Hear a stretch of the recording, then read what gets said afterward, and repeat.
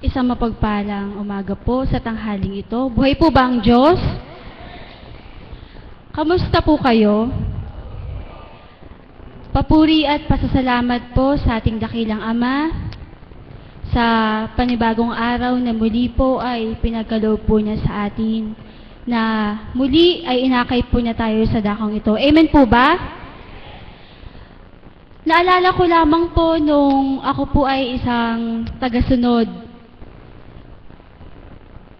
Meron po akong nakatabi noon. Ang tanong po sa akin, ano daw po ba ang karamdaman ko at pinagagamot ko sa dakong ito?